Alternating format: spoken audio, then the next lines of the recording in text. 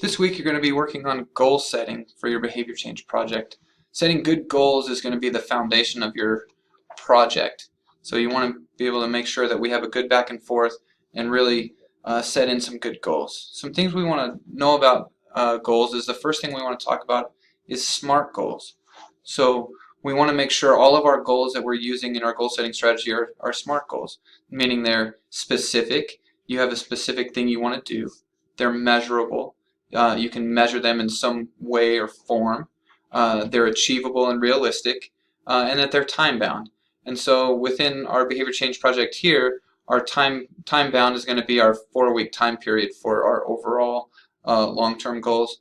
And you guys are going to have weekly 1-week goals too that are going to build up to that large goal that you have.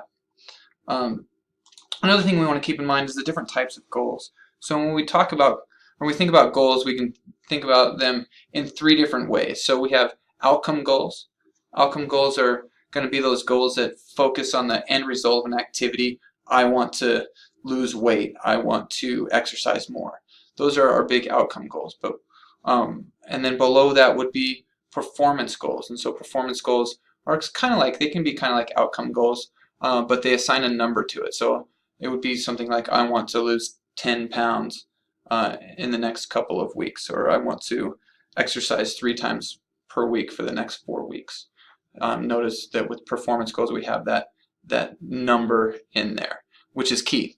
And then below our performance goals are our process goals. And so our process goals are going to primarily focus on your technique, your strategy of how you're going to reach those performance goals. So what we want to do when we're building a goal setting strategy is think kind of high level and then break down, and then break it down even more. So if you want to think about your outcome goals here at the beginning, that's going to be the top of the pyramid here, right? So our outcome goals can, in and of themselves, aren't very useful to use for our day-to-day goals, but they're useful for kind of putting a pinpoint out there for what we want to do.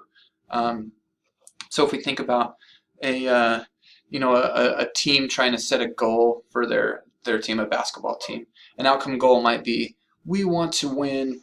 We want to win the league. All right. So what we want to think about now is, to reach this outcome goal, we want to win a championship, or we want to win the league. We want to think about, what are the performance things that are going to get us there.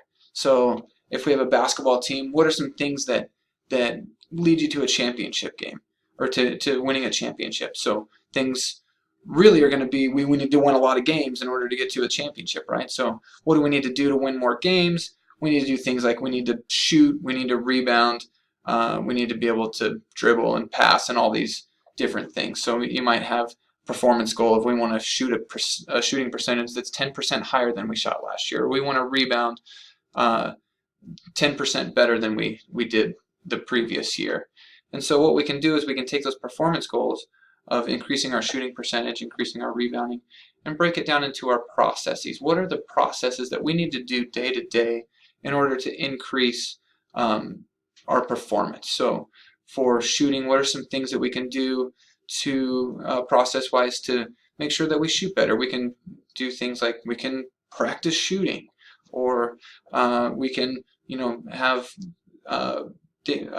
form. We can work on our shooting form, or we can do different drills in practice. What are the things we're going to do day to day? For rebounding, same thing. We can practice rebounding in practice. We can work on the different skills for rebounding, things like blocking out, or getting to the ball, things like that. So hopefully that provides you a nice little example of how we can use outcome goals, performance goals, and process goals to build a good goal setting strategy. So what we want to do when we're building our goals, our SMART goals for our behavior change projects, is we want to focus here on the process. What are the things that you guys are going to do day to day, week to week, to get to your final 4-week goal? And so the last thing I want you to keep in mind is, we want to use a combination of these 3 goal types to map our goal setting strategy. So we want to have this kind of thing that we want to accomplish in 4 weeks, what are some of the performance things that we need to do to get to that outcome, and what are the day-to-day, week-to-week processes that are going to get us there. All right.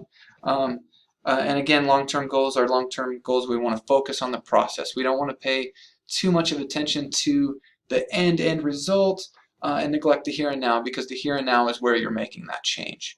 All right. So the last thing I want to leave you with is you want to be engaged in the process. So be engaged in the process of your goals. We're going to have a back and forth, just like we did for BCP 1.1. You guys are going to send me some goals. I'm going to give you some feedback. I'm going to send goals back.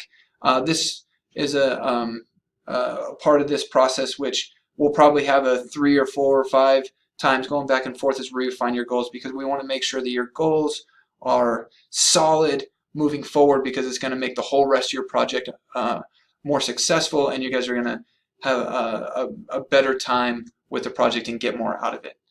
If you have any questions about goal setting, please don't hesitate to reach out to me. I'm here to help guide you through this process. Thank you.